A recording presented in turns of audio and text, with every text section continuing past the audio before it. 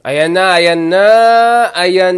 ang Pulse Asia. Ayan, nagparinig tayo ng konti kahapon.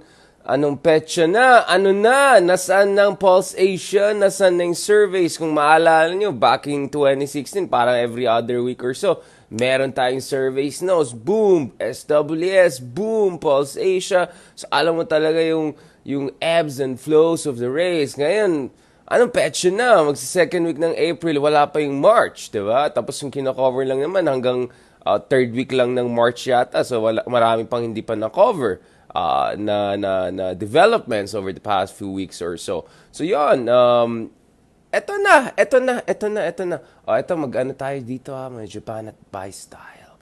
Medyo meron tayong kunyari. Props lang yan, kunyari lang. Pero ano, ganito tayo para mukha tayo talagang podcaster. Yan, talagang pag super vlogger, ganun na, alam ko medyo hindi bagay sa damit ko yung style. Pero ganun po tayo, pioneer style. We do the Italiano style podcaster. Yan, ayan na. Red yan red. Hindi pink yung ano natin Baka naman magagalit na naman yung mga iba dyan. Sasabihin na naman nila mga ano dyan. Ayan, red po ang ating podcast, baby natin dito. Ayan, ito yung junior. Perfect attendance! Tuloy, nag-off siya. Ayan, kasi nagalit na. Sabi ko, perfect attendance. Tuloy, nag-off na siya. Ayan na. Sabi ko sa inyo, makinig kayo sa akin. Bonjour, comment ça va? Okay, mi amigos, mi amigas, let's do a breakdown. Mukhang LENI Robredo is up by almost double digit. Yan, 9 points plus. Boom! You know. Ayan, magagalit na yung basa. Uy, sinispin mo naman. Yan. Yan. Totoo, up by 9 points according to the surveys. Yung mga binabash yung surveys. At si perfect attendance ay down by 4 points. But of course, malaki pa rin yung agwat. Okay, but impressed naman, LENI's catching up a bit. So, ayan. Magagalit na kayo sa akin. Ito na talaga ang buhay vlogger. Banat style. Yan, meron mga ganun, speaker. Ano yan? Props ko lang yan. Kunyaran. Wala, nag-off na yung laptop ko Wala, low budget lang kasing style natin. Ayan. Kasi kailangan natin magbayad ng internet, ng wifi, ng online, ng Facebook, ng Meta Alive. Kaya yan, nag-off tuloy itong isa. Ayan na. Okay. One of the things that is very interesting dito sa surveys na nakita natin is this. Si Junior, si perfect attendance, Oxford man, si Bongo Marcos ay pinakamalakas sa C kumpara sa pinakamahirap na E. So what's interesting here is that actually Marcos is doing better among the middle class and more well-off Filipinos than the poorest Filipinos. That's an interesting thing because there's a misconception, of course, comparative yan. Of course, maliit yung population ng C, and yung A and B, ano lang yan, mga taga-Dasma, ano lang yan, mga hindi bumoboto ba yung mga iba dyan. Yan. Maraming pera yung mga yan, pero yung number of votes nila ay maliit. Anyway, yung C ay comparatively smaller. But here nakikita natin na actually Bongbong Marcos enjoys a lot of support also among the middle-class Filipinos. So yung idea na, ito yung pinakaayaw ko dyan. Pinakaayaw ko yung mga mata pobre style na binablame yung mga poorest Filipino voters, etc. when certain outcomes don't go their way. When in fact, kung titignan mo dito, Bongbong Marcos has the biggest support actually among the middle class. C, no? C. Ito yung legit na middle class. Na hindi ganun ka super major vlogger. Ito naman tayo. Major vlogger lang tayo. Hindi tayo super major vlogger.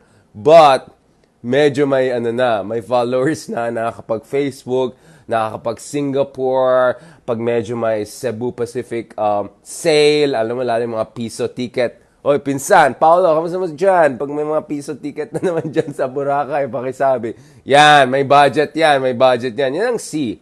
Talagang marami dyan, mga new middle class, makakapasok sa middle class, marami dyan dahil may OFW family, etc. So, yon. So, dahil dyan, nakikita natin na, ito na yung middle class natin. So, marami sa kanila actually ay komportable kay Bongbong Marcos, and I see this more as support for Sara and Bongbong Marcos and kind of a new kind of regime and order dahil nga naiintindihan ko saan galing frustrations nila. Nakikita po namin sila when we go abroad.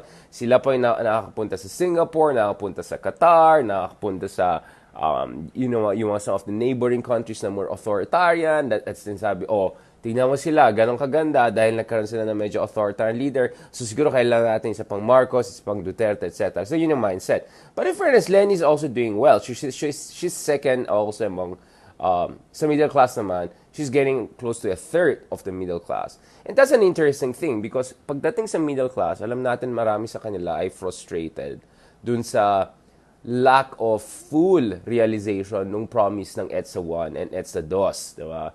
So, we still have a significant number of middle-class Filipinos who still believe in liberal democracy, who still believe in reform, and who still believe that walang Talano gold or Yamashita gold or walang so-called golden age at walang, Voltes 5, walang yung mga ganon. Ito yung mga hindi naniwala. Bakit kayo hindi naniwala? How dare you? Hindi kayo naniniwala na yung yaman ng mga ay galing sa sa Talano. Yun, diba? Yun eh. Pasaway eh. Ayaw maniwala sa mga ganito. Ayan, ito. Banat style. Ganun tayo ngayon. So clearly, this is becoming a two-way fight. Now, lumalakas din ang si Leni sa Balance Luzon. So our numbers are doing well here. So yung show of force siguro sa Pasig and all is showing that dito sa Luzon, naka-crystallize yung support base for Leni. Visayas, she's still doing okay. Again, close to a third of the votes ay Leni. Of course, much bigger yung kay Bongbong Marcos, although Bongbong Marcos is doing far better in Balance Luzon than in Visayas. But ito talaga eh. Ang malaking agwat talaga is National Capital Region at Mindanao. The interesting thing about the National Capital Region 1 is, if you look at the Publicus Asia, hindi Russia, Asia, pag tinignan mo yan, actually, the race is much more closer sa NCR between Leni and Bongbong. In fact, it's very close. In fact, I think the other month, ahead pa si Leni. But, so Pulse Asia is very different from Publicus Asia, I think, dito sa NCR numbers, which raises some question, what's going on here, right? Why the big difference? So Isko is doing better dito, I think sa NCR compared dun sa ibang surveys. And Leni is not doing as well in NCR as we see dun sa Publicus Asia survey. But yung isa pang malaking agwat, and in fact, it's even bigger, is in Mindanao, right? Again, of course, naintindihan ko yung mga iba nagagalit sa akin. Naniwala tayo sa mga surveys. Anong paniwala natin? Google Trend. Anyamet. Kastamit nga analytics. Awanin. 62 to 14. Medyo malaking agwat. So talagang Mindanao talaga is spelling the difference here in this race. Yan pong nakikita natin. Wait lang mag-Twitter ako. Mag-tweet ako Tawag dyan multitasking. Ay sige, mamaya magagalit na kayo. Dapat in the future, ganun na yung level natin. Parang nagluluto, tapos kakain, tapos I don't work while eating. But kunyari nanonood ng NBA, basketball, mga gano'n, tapos nag-meta, yung mga mga Pinoy Big Brother style. Gano'n dapat ang natin. Ito, balikan ko don't worry. Mamaya na ako mag-tweet. Baka na naman, mag-comment na naman yung mga ka-GMRC natin. Biglang mag-comment. You embellished, you skimp, Shakespearean prose. Tapos isi-share ng mga unity. Burn si Adar. Ganun na naman sila. Yan na naman tayo. Tingnan mo naman. Mukha ba tayong Ito na naman tayo. So this is a very interesting thing. It's really NCR and even more Mindanao that is setting the difference, making the difference here. Ito po ang mga ka-GMRC, mga ka-Meta. Ito po, Mindanao talaga at NCR. Ay, mga taga-NCR, yan na naman tayo. So, if ever, credible to mga surveys and all of that, and I can vouch for the credibility of Pulse Asia among others, mukhang we may be heading for the first pro-admin NCR vote, which is quite an interesting thing. Kasi usually mga taga-NCR, ito yung mga pasaway, mga galit sa traffic, galit sa pasaway na government, ganon. So usually they go anti-incumbency during every presidential electoral cycle. But this time, it seems it's quite different. So mukhang the attack on the so-called Dilawan, Liberal Party, and all of that is still resonating dito, even though 6 years na si Tatay Digong, tapos i-blame mo pa rin yung dating administration. Kahit hindi naman dilawan yung ibang presidente, si Erap, dilawan ba yan? Yung 10 years ni Arroyo, dilawan ba yan? Kamusta naman dyan? Kamusta naman? Diba? It's like saying, ang Germany po at France ay isang bansa. Ganon ka-ridiculous yung mga sinasabi ng ibang tao, diba? Paras naman silang Europe lahat sila dilawan naman. Arroyo, kalaban yan ni Pinoy. My goodness. 10 years siya, tapos i-blame nyo lang yung isa. Ayan tayo sa mga logic natin Logistics. Ayan tayo Yeah, so Mindanao is really making a big difference. And NCR. Yung Mindanao naman, ang basa ko talaga dito, ito yung Sara all votes talaga. Kaya nga, I think there's more fluidity there. Ewan ko na dito sa NCR. O mga ka-QC, mga ka-Makati, ka-BGC, ka-Pasay, kamusta naman kayo dyan? Yan, bahala na kayo dyan. Pero yung sa Mindanao, I think it's much more fluid pa than NCR, no? Kasi basa ko talaga dito sa Mindanao, there are people who still remember the dark days of martial law. They remember the close to civil war situation there, etc. So Mindanao will be solidly behind Sara Duterte. Let's not have any illusions about that. Sara Duterte is the candidate of Solid South, right? Whatever position she runs for. So in this case, she ran for vice president. Sara is gonna get it solid. 80-90%, no surprise.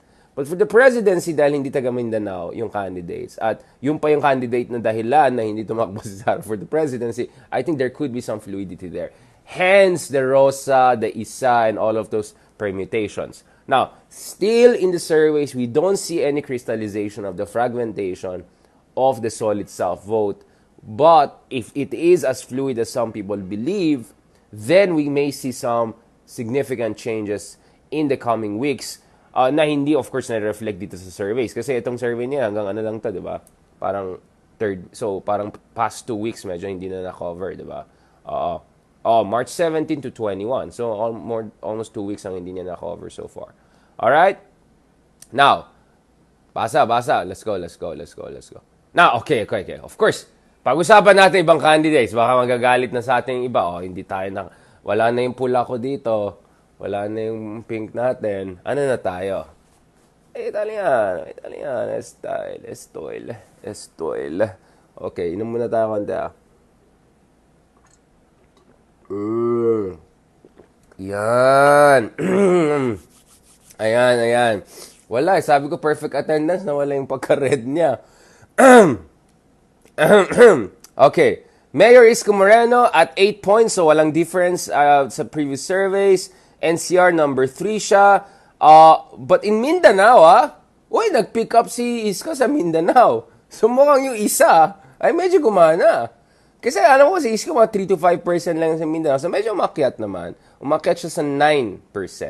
So almost double digit na yung support base ni Isko sa Mindanao. So, interesting. Very interesting. Very, very, very interesting.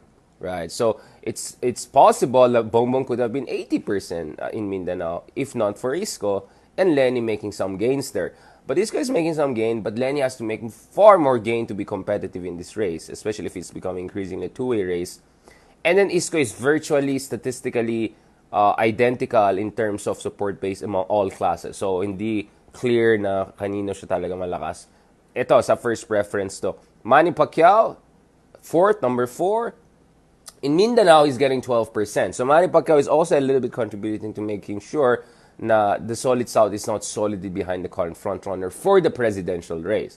Yung sa vice presidency, good luck na lang. Talaga kay Sara, baka 80-90% yan. Sara pa rin until the end. Diba? And then Pacquiao is doing best among poorest of the poor Filipinos. So ito yung mga pinaka underprivileged po natin, mga kababayan. He's actually doing even better than Isko. He's at 13%. So double digits siya sa And then, ayan na, GMRC. GMRC. Yan. Alam niyo na. Huwag na natin. Tama na. Move on na tayo dyan. Okay. So, yan. So, -4 si Bongbong from, perfect attendance. From last survey, from 60% in February 22 to 56% in March 22. Lenin Robredo, from 15 to 24, so that's plus 9%. Although in NCR, she had -1. She picked up, though, in Mindanao, 9 points. So LENI is also making some gains in Mindanao. So let me correct myself. Actually, mas maraming gains si LENI sa Mindanao kaysa kay Isko compared to the previous quarter. Alright, so let me rephrase that. So LENI is picking up, actually. So baka the Rosa is working to a certain degree. And then she also pick up in Visayas. She also pick up in Balance Luzon. NCR ang ayaw talaga. Bumaba pa si LENI sa NCR. That's an interesting thing. Isko also pick up in Mindanao, pero far more humbly at +1, and also among Pacquiao gained 2 points in NCR, but has lost in all other demographics, including losing 4 points in Mindanao. And then si GMRC, +1 lang gain niya sa Visayas at NCR, tapos negative. Okay, alright. Okay, alright. Uy, wait lang. Saan si Calyodi? Ayan, saan yung bias ako? Ayan. Virtually tight si Calyodi at saka si anti-vaxxer, yung isang anti-vaxxer dyan. Ayan. Okay. Now, okay, so let me rephrase. So LENI gained almost double digit in Mindanao and Balance Luzon. And she gained a lot in Balance Luzon, +14, +9 in Mindanao, +9 in Visayas, -1 sa NCR. Ito na naman tayo sa mga ka-NCR natin dyan, mga Metro Manila people, mga Manilenyo. Yun, double time ang mga iba dyan. Ano na yung perfect attendance? Vlogger time. Yan, alam nyo na. Pagod tayo. Okay. Magagalit na kayo sa akin, Uy, vice presidential naman tayo dyan. Sara Duterte. Uy, very similar numbers sa 50-16. Etong sinasabi ko kay Sara 83% siya sa Mindanao, ibang klase. 83. Kaya nga, kung hindi nagkaroon ng fragmentation, kung talagang perfect alignment of unity team, di dapat 83 din si Bongbong, di dapat ngayon 60% plus na siya. So nakikita natin may konting fragmentation and LENI speaking up, di ba? Interesting. Ito interesting, Sara Duterte is doing best among the middle class. Far better than urban poor and mga pinaka underprivileged natin mga kapatid, no? So she's at 63% for C, and then at 55 and 57 for D&E. Ayan. Number 2 po ay si Tito Soto, hindi Tito Boy Soto, Tito Soto. Ito si Tito Soto. Ayan, ang problema talaga niya Mindanao 8 points lang talaga siya sa Mindanao. Kaya nga tayo pero as expected, mas malakas si Tito Soto sa masa kaysa middle class. Sara is 63% among middle class. Ibang klase, di ba? So yung mga nagsabi, mga masa. Actually, Sara is doing better among the middle class than the other demographics. Si Kiko, not too far away from Tito Soto. NCR talaga siya mahina. Similar naman kay LENI, no? Kung 7% si Kiko, si LENI naman, mahina din sa NCR. Bumaba pa nga si LENI sa NCR. Oo, lang siya, 17 lang si LENI sa NCR. Ayan na, mga Manila people. Manila. Coming home. Wait lang. Wala lang traffic Bakit kasi ng yung... Dapat sana may talaga tayong ibubukas dito. Yan. Yan. Okay. Balikan natin yung isa, Vice President. Tapos balikan ko yung second choice naman kasi interesting din yan So Kiko is 7 at NCR. He's doing good in Balance Luzon though, 21%. Almost tied with Tito Soto. 19 at Visayas, not bad. Mindanao, only 6%. So nakikita talaga natin yung LENI Kiko team really has to pick up pagdating sa Mindanao and NCR. Feeling ko mas mahirap yung NCR kaysa Mindanao. But interestingly, Kiko is really more the middle class candidate. He's doing at 18% in C, much better than his D&E numbers 15 and 14. And then you have Doc Willie Ong, who's dramatically went down, is only at 5% now. So I think the whole Isa thing didn't help Doc Willie Ong's case, who was almost statistical at number 2 at some point. No, and then Silito Atienza, who has indicated that he might actually drop out. And then, of course, you have Manny Lopez. And then we have, of course, Sensei Walden Bello, right? Who still did enough to land here, etc. So yon. So now let's go to some of the changes. So Sara actually gained. She's +3. Kalahin mo. Iba talaga. Wag na tayo mag-debate. Honestly, I haven't even seen Sara Duterte even once na may policy debate or anything like that. So honestly, I cannot even judge what's the level of So yun pala, kung absent ka pala sa debates, buti pa yung isa nag-SMNI debates pa di ba? Meron pa siyang deep probe, interview, wax, Machiavellian good, philosophical, with the professor, share notes, mga ganun. At least may ganun yung isa. Yung isa wala talaga. But, umakyat pa siya. +8 pa siya sa NCR. Eto pa, +8 pa siya sa C. Umakyat si Sara sa middle class at sa NCR.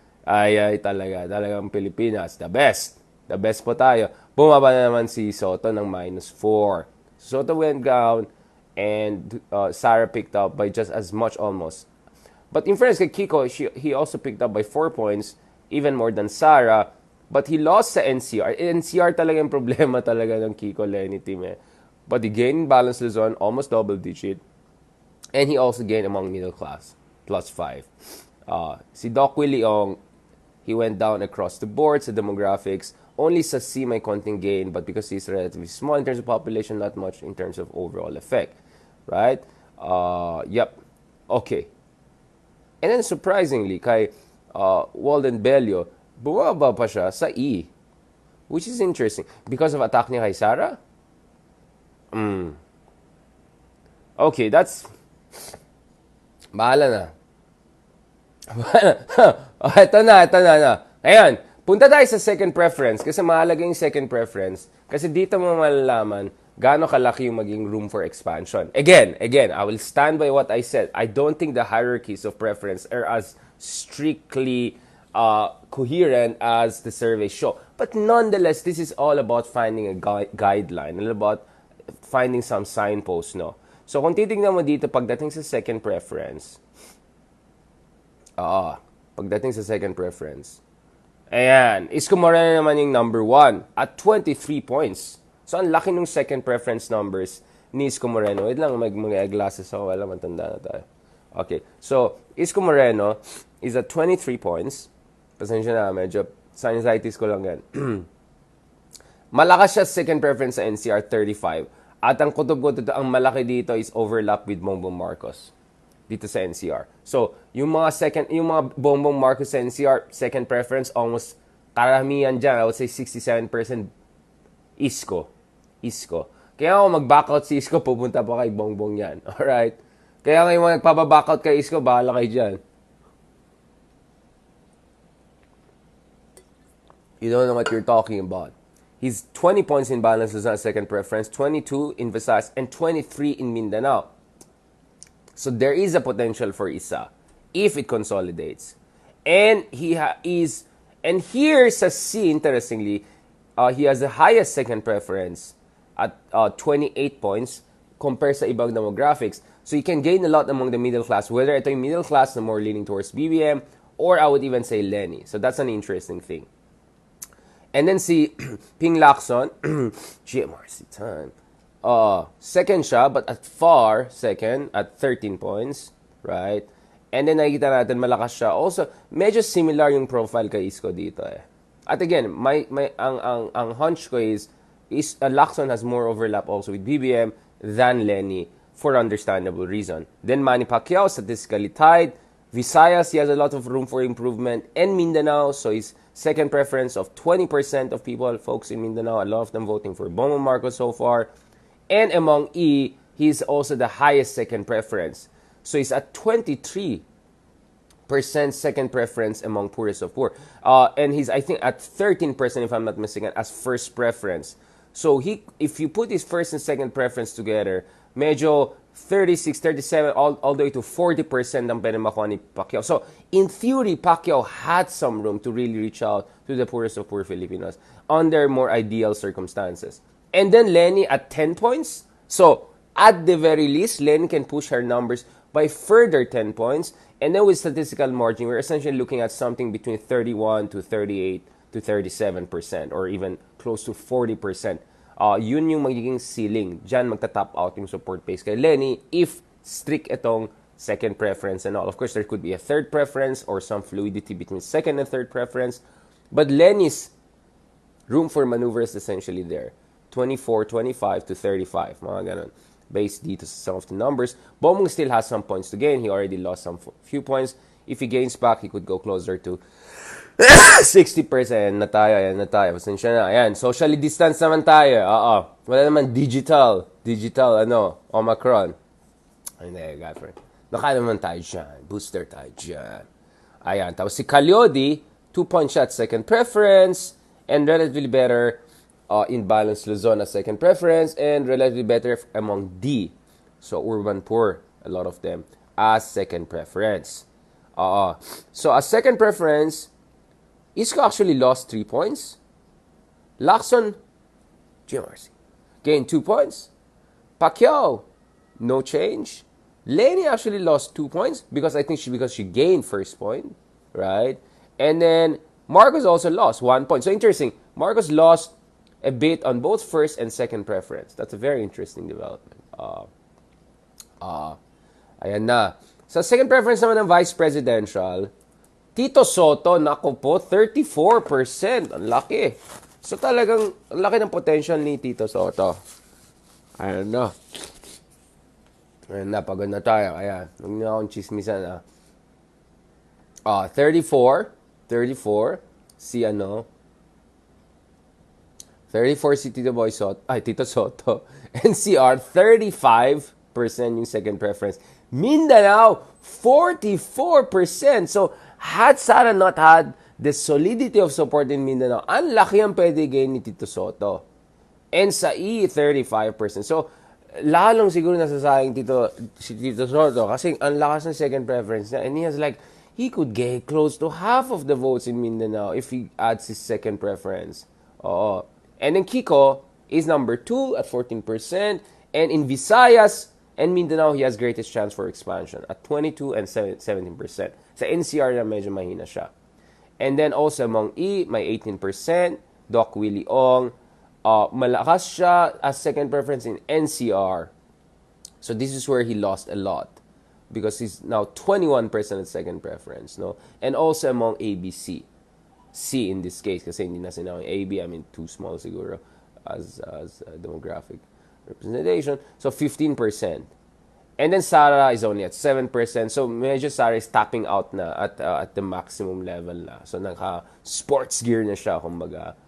And then si Walden Bello as second preference 1%, 1% sa NCR, 1% sa Mindanao. Uy, may 1% siya sa Mindanao after kahit personal ng grata na siya sa Davao. And 1% sa D, plus D. Okay. So overall, second preference, Tito Soto gained 3 points. Pangilinan, -1. Yung NCR kasi, at saka Luzon medyo yun ang Doc Willie, no change. Sara Duterte -4. She actually went down as second preference, but I think that's partly because she gained as first preference. +1% kay Walden Bello and -3% kay Atienza, so on and so forth. Alright, okay. I mean, there's more. Please, there are also other candidates, etc. na pwedeng check dito. So, this is available for free. Uy! Senate naman tayo! Oh my goodness. Oh yeah. Wala na, ubus na yung tissue natin. Ano na, wala, kulang star ah. Kulang yung stars na, wala tayo pang bili ng tissue. Tingnan nyo, oh. Ganun na lang. Ganun na lang. Ganun na lang tayo. Kasi, Wi-Fi, Internet, Facebook, online, ayan tuloy. Oh, ito, Senate. Ayan na. Uy, parang gusto niya yata itong anong to, ah. Uy, Jun, huwag kang mag-troll dyan, ha. Umayos ka. Nakamask ka pa. Duwag ka. Uy, alagaan niyo yung isang yan. Para alam mo yung si the Dictator. Yung ano, character ni Borat. Yan. Ayan. Yan, number one sa Senate. Guess who? Si Raffy Tulfo. You know? Raffy Tulfo na maging nag-senator. The ratings are going. Yun talaga, oh. Number 2, Lauren Legarda. Oh, makakit si Lauren Legarda. At 58%. Ang layo ni Tulfo, 66% almost. Tapos 58% yung number 2. Ang layo. So almost, Then Alan Peter Cayetano, statistically tied with Lauren Legarda. Then Cheese, a little bit lower but almost statistically tied. Then Mark Villar, mag-ina na nandyan sa Senate. Ang ganda ng Senate talaga natin. Ganda ng Senate natin, mag-ina, mag-ama. Ayan, tapos si Gatchalian, Win. Oh, lakas na akyat ni Win Gatchalian, in fairness. I think he was a bit struggling in the previous series. Now, he's pushing it up at 50% plus, right? So, within the rank of 5 to 7 siya. So, may chance siya in terms of top 5 even. Si Mig Zubiri, yung kasama sa United Opposition ni LENI. Ayan. Statistically tied din also for 5th to 7th.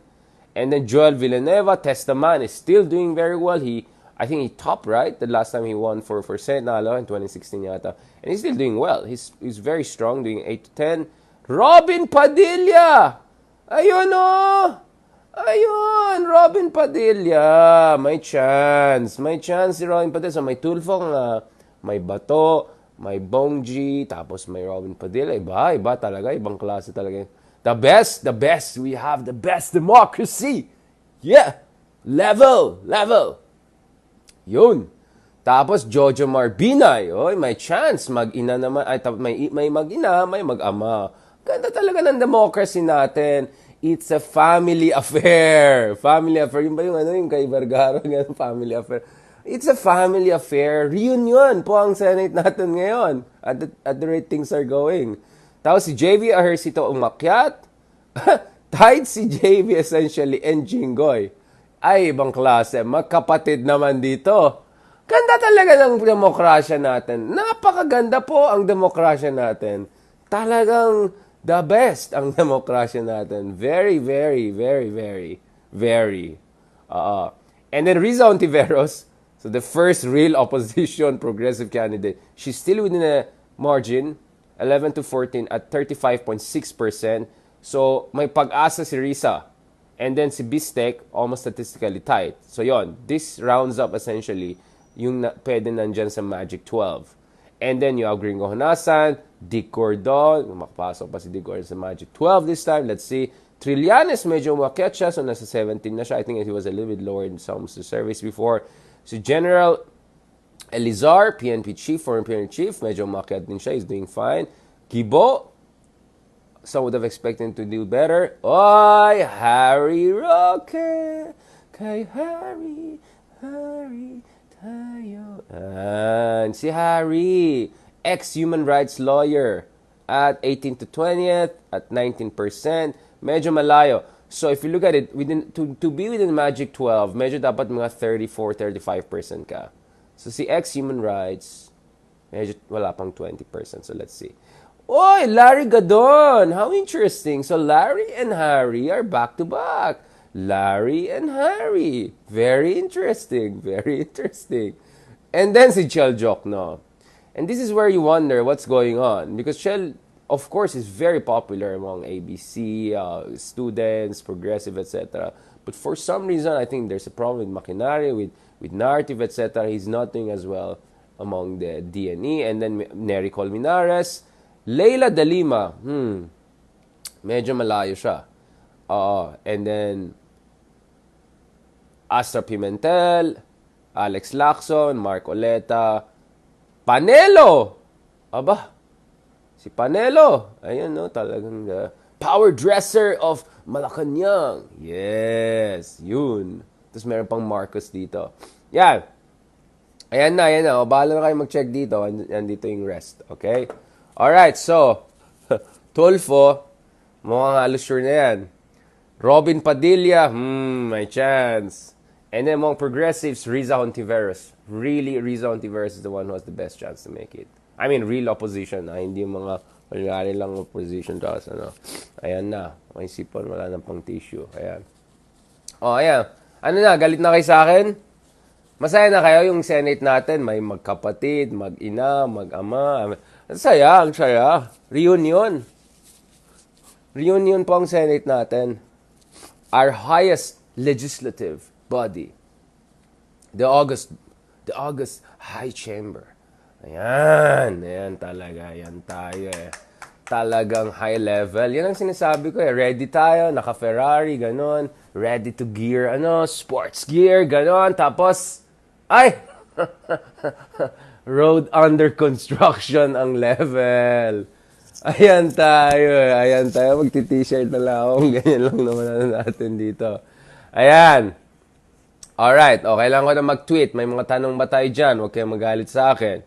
I'm just processing things for you. Of course, yes, you can say the surveys, there's some inconsistencies there. The surveys cannot capture the fluidity in terms of the actual rankings, yung bandwagoning, and then of course there's a climate of disinformation, fear, etc. There are all those factors. Sure, yes, true. Very true. Pero masaya. My Tulfo, Robin Padilla, mag-ina, mag-ama, magkapatid, ganyan po ang Senado natin. Gawa na tayo ng kanta natin, Yan. Marami tayong talents. Sabi ng isa, mag-federal na lang daw tayo. Sige, federal tayo para yung mga dynasties at warlords, sila nang bahala. Sa kanila na yung buong state na yan. Completely sa kanila na. Wala na yung central government whatsoever.